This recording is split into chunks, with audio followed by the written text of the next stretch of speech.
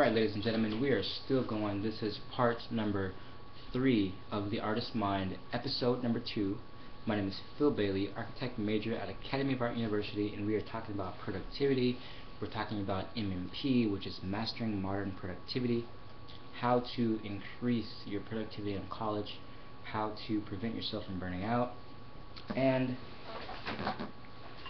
where we left off was talking a little bit about how to get your mind geared towards a positive, affirmative thought. You need to be the person of tomorrow, but today. That's the only way you're going to be able to bring it back to you in terms of attracting things to you. So let's talk a little bit more about that mindset, and let's also talk about some of the tools that I use. As I showed you before, here's some of my craft paper that I use to do different geometric constructions on. Now, I could literally work out with this. No joke. Like, this paper, I could literally bench this. You know what I'm saying? Get behind the head like this. Okay? This here is a 48-inch by 200 feet long of craft DIY used recycled paper that you could pretty much do anything with.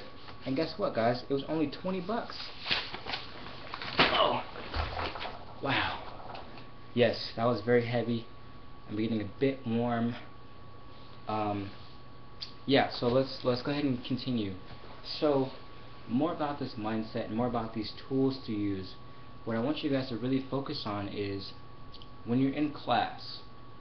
I know that it could be very difficult to, first of all, some of you guys have 4 classes. I only have 2, but even with 2 classes, I still do all these different things, and I treat myself as if, you know what, this school is very important, my education is very important, and so I need to get my work done as soon as possible. They're training us how to be professionals. We want to have professional mentality. We want to basically do our assignments as if a client says, yo, I've got, $20,000 on the line here if you don't get this done.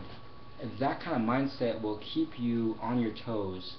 I talked to a lot of my peers about portfolio development and what it really means to go hard on your portfolio. Here I've got another really nice book from Kansan, and I was trying out some of these watercolor, colored pencils, where you can draw with the colored pencil, and then you can use a little brush and actually fade and blend colors pretty nicely. This is actually part of my dream house. This is kind of like a property, a whole pathway with stairs and lights, and maybe a pond on this side, pond on the other side, different palm trees. This is an example, you guys, of how to get ideas from here to here. And because I've drawn it and illustrated this piece, I no longer have to keep it in my head as an idea. Now my mind is a lot more clear because I'm actually able to see everything, all the vibrant colors. I've got some greens, I've got some blues, and all that kind of stuff. So once you do that, you are able to get the most out of, you're able to get the most out of having your mind be very zen-like. Have other things, other ideas, different, floor plan ideas, different sketches, and I even have some examples of what I used in my first semester at Academy of Art in my F&D 113. We had to do ellipses. Do you know how pissed off I was that we had to do ellipses? And it was, the funny thing is it's harder than it sounds. Literally try this. Pause the video, take out a piece of paper, and literally draw a bunch of ellipses and try to make them all symmetrical. Where when you have a cross section, you actually have equal quadrants. Try that out. It's harder than it sounds. And so I learned to swallow and just kind of observe my own ego, and knowing that I'm learning how to be a professional, and I need to be a professional. I need to, really practice and work hard. Here's actually my first time ever doing 2-point perspective, and I was quite happy with this. All we had to do was draw different boxes and show their relationship to the horizon line, and to the front of the camera, to the back of the camera. You see how some of these overlap. This is my first works, you guys, at Academy of Art. This was 9/19/2012. And that just kind of goes to show the kind of mindset that I have. When I do work, when I do assignments, I don't think about it as an assignment. I think about it as another opportunity to have a really, really epic portfolio. That's what it's all about. We have things like Spring Showcase, Industry on Campus, LA Fashion Week, New York Fashion Week, all these different things. And the thing that you guys have to understand is you have no idea who's going to be checking out your portfolio and when. I was recently contacted by PHX Architecture. They saw my work on Google Plus from Behance. So that goes to show you how important Google Plus is. A firm, a real firm in the industry that I have goals to work in, had seen my work. They gave me a good kudos. They said, yo, we like your work. This is the kind of, you are the kind of architect that we need more of. And from there, I recorded a video talking about their portfolio. Then they shared it on their page, and they, one-plussed it, and they called me their architect friend Phil on Google Plus. How cool is that, you guys? Like, literally, you don't have to worry about not being finished with your portfolio. Your portfolio does not have to be finished. No. Think about iPhone and Androids. These phones, though they may be in production, they are not finished. These phones are only finished enough to not be crap. Steve Jobs, shout out to Steve Jobs. Rest in peace, my brother. No pun, by the way. But seriously, like Steve Jobs said, you want to put out a product that is not going to be crap. There's never such thing as a perfect product. You want to keep improving the product. This is why Apple puts out, iPhone 1, 3GS, 4, 4S, and then you got the iPhone 5 now, which is just a little bit bigger and a little bit thinner. But, over time they're tweaking it to making it better. So think of your portfolio as a forever growing, transformative piece of you and your business and what your business represents. So whatever you do, just put your portfolio out there and make it the best you can. Don't worry about whether or not it's finished. I showed them my dream house, and the dream house didn't even have a roof on it. It was mostly the property and like, some columns, some kind of like green building type of techniques, but it looked like a whole idea is what I'm saying to you guys. It looked really professional. I even did some basic animations. They saw that as well. And so as long as you put all of your effort into it for that 50% of your time, remember the MMP, 50, 25, 25, for that 50% of time you're spending 100% of your effort on school. But don't just think of school as school. Think of school as another way to increase portfolio opportunities. And then you take your other last 25% and you're using that to work on these portfolio ideas and to develop them and to make them better. Here's a case in point. I actually have a video on YouTube that came from this very drawing. This drawing came from my ideas and inspirations from doing a project in Architecture 110. This was not part of the project, but because I had done so well on my work for the week, I was done early. I decided to spend another, I decided to spend the remaining of that 50% on portfolio development, and I also used the 25% on the other side as more portfolio development, social media, sharing it, Photoshop, all that good stuff. So I'm gonna put a link in this video, and I'm gonna show you what came out of a college project, just to show you how serious I am that mastering modern productivity is a very, crucial part of, like, I even came up with a logo for this type of building. It's called Sky Plaza. So if you look at my Behance portfolio, you'll notice a few buildings, and these buildings actually came from school projects because, like I said, think about our fashion department. Fashion department at Academy of Art, they teach you how to do patterns, how to know colors, how to sew, and all this other kind of stuff. And at the end of the program, you actually have a collection. You actually have physical clothes and garments that you can wear and have manifested into the physical world. That is what it's all about. It's not, they're not just saying, let's just draw some fashion stuff. They're actually making you build fashion stuff.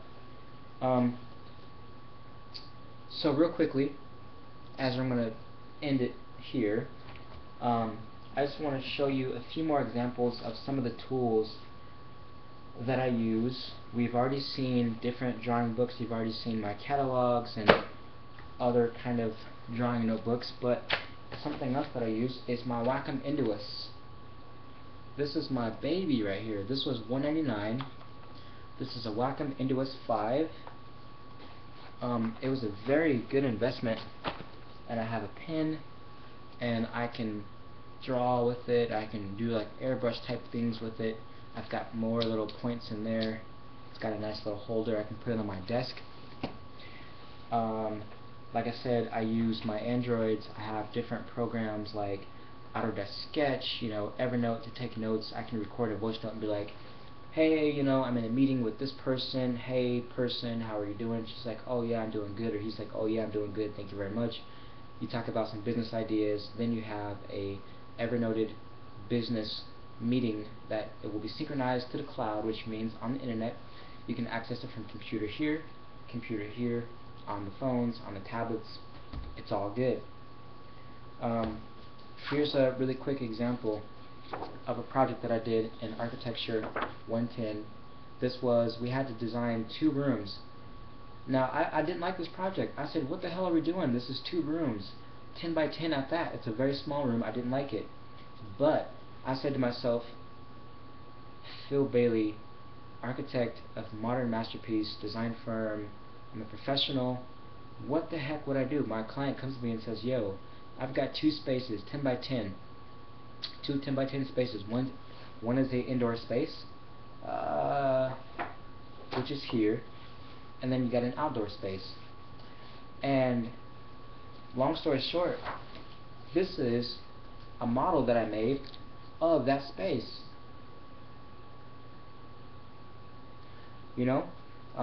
Here in the center I've got like a glass thing. I've got like a bar to hang clothes. Over here I've got some windows and a possible door from a master bedroom, because looking at it from the top view, maybe this is an archway that goes into the room, and there's like a divider here that divides the room in half. Hence, if you look at it from the top, you'll see exactly that. Sorry, I'm kind of confusing you, but that's just one project, and it was really cool to think about my work as not just an assignment, but really as part of my portfolio. Now this is in my portfolio, so not only did I kill 2 birds with 1 stone, kindly, because I've got portfolio work, I've got school work, and I actually did a good job on it. Here's some of my first perspective drawings for F&D 113. This is the first time I ever did perspective drawing, but I put my heart and soul into it. These were actually part of my final. And this one I had a little bit of fun with. This was an interior lobby. I had a lot of fun with this. Our professor didn't really give a lot of extra credit, but I did some portraits here of a guy from the video we had to do. And we had to basically do different angles. And I said to my buddies, like, you know what? How often does she give extra credit anyway? We might as well just go ahead and do it, because that's going to keep us on our toes. It's going to be competition. Let's see how well can we draw this. And you've already seen my videos, competition, the benefits of competition in college. And here's another example. This one is a rough draft of this. See the resemblance? I literally take my ideas from my head, put them into a trusted place. I focus my energy in school as an opportunity to develop my portfolio, and that's how I'm able to have a good portfolio. A lot of people are like, Phil, how are you able to have such an extensive portfolio? Well, I've been doing it since middle school and high school. All of my high school assignments, I went to my teachers and said, hey, look, this is the kind of guy that I am. I'm not challenged. I like to be challenged. So what if I did this? It doesn't hurt to talk, you guys. I mean, just don't think that whatever they say goes. It doesn't. What you say goes. Respectfully, though. So I'm going to close off this segment of episode 2 of The Artist Mind by saying, really be that person of tomorrow today. Really bring those opportunities to you. Please let me know if you like the video. I'm going to put this hopefully together in a playlist which you can go through. You can kind of scrub through it. I'm going to link the different parts in there. And yeah, I really just recommend you guys to, have fun with this. Really bring the competition. And actually, also before I go, I want to say shout out to my sponsors at Cremeta. Always, you guys, you want to shout out to your sponsors and those who really support your company. So Cremeta.com is an automatic time tracking piece of software, which is also a graphical way that I can see how I spend time working on a class versus another class, the time that I spend sleeping, the time that I spend on phone meetings versus in-person meetings, and all that good stuff. So definitely check them out. Get a 14-day free trial. Cremeta.com. And I'm Phil Bailey, and I'm signing out. Yeah!